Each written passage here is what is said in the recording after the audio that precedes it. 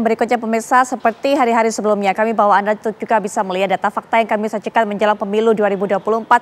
Peta koalisi ini seperti apa, termasuk juga peta bakal calon presiden. Bang Ipan nanti akan menganalisa, tapi kita sudah lihat ini total suara otak-atik koalisi Anies Baswedan. Total suara koalisi perubahan yang mengusung Anies Baswedan saat ini adalah 28,35% atau setara dengan 163 kursi. Adalah data yang kami miliki, dan berikutnya juga saat ini kita acuannya masih pada koalisi yang sudah terbentuk dengan 3 partai yaitu Nasdem, Demokrat, dan PKS. Tapi kemudian ketika ada perubahan, Demokrat memutuskan untuk hengkang. Bagaimana kemudian melihatnya Bang Ipang, apalagi kemudian masuk partai PKB ini? Ya, sebenarnya kalau dari partai pengusung ya, ini masuknya Nasdem dengan PKB saja itu sudah diangka lewat 20, kalau kursi mereka kan hampir sama ya, Nasdem dengan PKB, tapi sudah lewat ambang batas 20%, tanpa PKS, tanpa Demokrat. Nah, artinya tidak ada persoalan dengan partai koalisi pendukung Pak Anies, masih aman, zona comfort zone dan zonanya masih aman.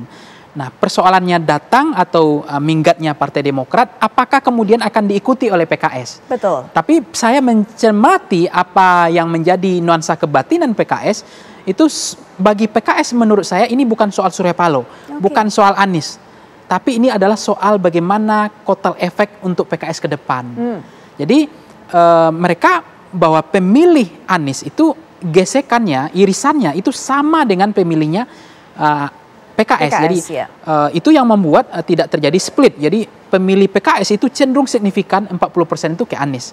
Jadi menurut saya kalau PKS kemudian juga undur atau pamit atau minggat ya, meninggalkan koalisi ini juga menurut saya agak kesulitan menurut saya itu terjadi. Baik, riskan juga untuk PKS begitu juga. Dan itu risikonya terhadap keselamatan masa depan partai. Oke, baik. Karena ketergantungan kepada, karena kan begini Mbak, ada 3 faktor di dalam pemilihan presiden kita adalah orang memilih cenderung karena figur kandidat capresnya, yang kedua orang memilih karena faktor partai koalisinya, atau orang memilih karena tokoh partainya. Orang cenderung ternyata hampir 32%, orang cenderung memilih karena figur dari yang diusung oleh capres.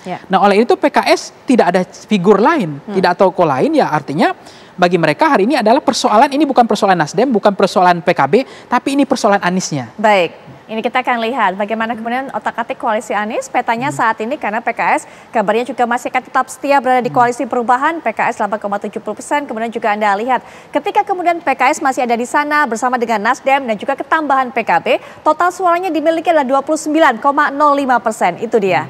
Nah, total suara 3 partai 29,05% ini setara dengan 167 kursi di DPR. Kita juga akan lihat kembali. Dan jika usai PKB dan Caimin ini deklarasikan masuk koalisi perubahan, namun kemudian PKS menyusul jejak Demokrat, maka Anies hanya didukung koalisi 2 partai, yaitu Nasdem dan PKB. Kemudian bagaimana perolehan suaranya? 10,26% dan juga 10,09%, melewati ambang batas 20%. Lalu bagaimana dengan kotak-katik, kira-kira ini setara dengan berapa kursi, nanti kita akan lihat. Tapi ini analisanya setidaknya ketika PKS kemudian juga cabut dari koalisi ini, Bang Ipang. Ya, artinya kalau kita lihat memang potensi bahwa ini adalah kursi yang sudah aman. Jadi bagaimanapun tadi kalau saya lihat kursinya 49 atau 48 ya, baik Nasdem maupun dari PKB-nya. Jadi 20% sama melewati kursinya ya. Artinya memang sudah melewati ambang batas presiden threshold. Baik. Ini menjadi tantangan bahwa memang presiden threshold kita selama ini itu yang menjadi penyebab ya orang padahal partai punya misi ingin semuanya sebagai peserta pemilu untuk mengajukan calon presidennya. Itu kan ambisi semua partai. Nah, itu presiden threshold ini yang menjadi sebetulnya adalah menurut saya undang-undang yang jadul menurut saya ya, yang membuat orang tidak bisa maju sebagai calon presiden. Dan Anies sebetulnya kemarin kan ada potensi mengatakan daripada kapal gagal berlayar, maka AHY adalah pilihan cawapres terbatas pada waktu itu. Baik. Nah, tidak ada pilihan lain. Nah, begitu masuk PKB hari ini, bahwa ternyata AHY bukan pilihan cawapres yang terbatas. Karena masuknya PKB dalam konteks ini sudah melewati yang tadinya ambang batas 20% tadi. Ya, sudah melewati ambang batas. Tapi kemungkinannya jika hanya 2 partai ini ada di koalisi perubahan, bagaimana kemudian nanti ketika berhadapan dengan koalisi-koalisi lain yang lebih gemuk tentunya dibanding koalisi perubahan, Bang? Tetap yang namanya di dalam Pilpres, level confident itu adalah koalisi, Mbak. Tetap. meskipun memang kotel efek kita tidak signifikan juga. Jumlah suara yang dikumpulkan oleh suara pribadi calon presiden Pak Jokowi kemarin atau Pak Prabowo digabungkan atau head to head dengan jumlah suara yang dikumpulkan oleh semua partai koalisi, itu masih besar jumlah suara yang dikumpulkan secara pribadi.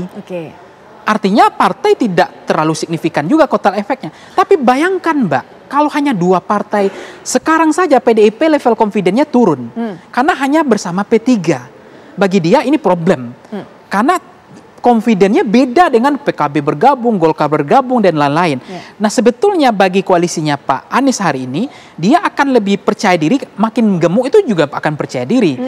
Meskipun itu tidak menjadi kunci. Banyak juga waktu Pak Prabowo partainya gemuk di periode pertama ya dengan Pak Jokowi, tapi kalah juga kan. Nah tetapi menjadi menurut saya kalau 2 partai saja, Nasdem dan PKB, itu level confidence-nya nggak naik Mbak, biasanya tetap akan ngaruh gitu. Tapi dengan adanya partai PKS, dan saya pikir juga spekulasi fluktuatif politik besok, apalagi peta politik kita ini ekstrim cuacanya, akan mungkin aja juga yang akan bergabung gitu. Artinya memang koalisi tadi kan saya bilang Mbak, kencan 1 hari itu dikalahkan oleh ngopi yang 100 kali kan gitu. Artinya yang tidak kita duga akan ada partai-partai yang akan merapat lagi ke Anies, itu mungkin juga. Kemungkinannya masih besar. Ya, tapi untuk kemudian hari ini 2 partai akan berpotensi pamit seperti Partai Demokrat sudah putuskan hari ini pamit karena memang koalisinya harus bersyarat, harus AHY, paketnya diambil. Kalau Partai Demokrat diambil tapi AHY nggak ambil, nggak jadi kan gitu. Ini kan konsepnya sama bergeningnya dengan Caimin. Kalau PKB diambil tapi Caimin nggak ambil, nggak jadi. Jadi tapi ketika paket ini diambil keduanya jadi. Jadi ini akan ada yang pamit, ada yang akan datang. Ya begitu saja. Memang koalisi kita ini memang tidak kuat sebetulnya. Baik. Nah kami juga akan bawa Anda untuk bisa membahas koalisi yang mengusung Ganjar Pranowo dan juga koalisi yang mengusung Prabowo Subianto sebagai bakal calon presiden menuju pemilu 2024. Kita lihat juga di layar seperti apa data fakta di mana saat ini koalisi yang mengusung dari 2 bakal calon presiden tersebut memiliki kursi ataupun juga memiliki jumlah suara. Ini dia. Nah ini Anda bisa lihat juga otak-atik koalisi Prabowo total suaranya adalah 46,09% di situ Bung Ipang. Nah ini juga partai-partai yang mengusung termasuk juga ada Gerindra di sana, kemudian juga sudah ada Golkar bergabung dan juga partai-partai lainnya. Melihat seperti ini keyakinan 46,09% Bang Ipang. Ya memang ini koalisi yang menurut saya cukup gemuk ya. Apakah karena memang ini adalah upaya dari Pak Prabowo center of kandidatnya magnetnya kuat, atau memang ada yang saya bilang tadi ada istilahnya itu deler partai. Jadi Pak Jokowi yang mengarahkan membagi partai-partai ini. Tapi begitu bergabung Golkar, begitu bergabung PAN, hari ini Gerindra, ini kan tanpa PKB atau tanpa PKB saya nggak tahu nih 46 ini dengan PKB atau tidak. Tapi ini koalisi yang paling gemuk dari semua koalisi yang ada.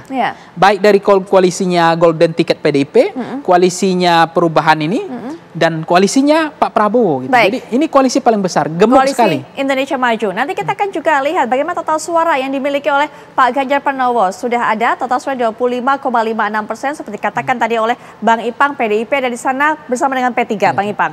Nah ini problem yang sebetulnya mimpi PDIP itu adalah dia sangat percaya diri dengan PKB sebetulnya. Jadi kelihatan tadi itu bagaimana auranya Bang tadi yang disampaikan di dialog kita pertama kan dia merasa sedih, berduka ya, karena Bang Andreas, ya betul. Bang Andreas kan karena bagi PDIP PKB itu harus kembali ke pangkuan PDIP gitu.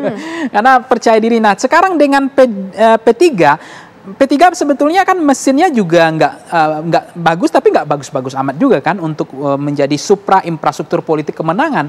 Tapi bagi PDIP sebenarnya bagi mereka kan maju sendiri pun tidak ada masalah.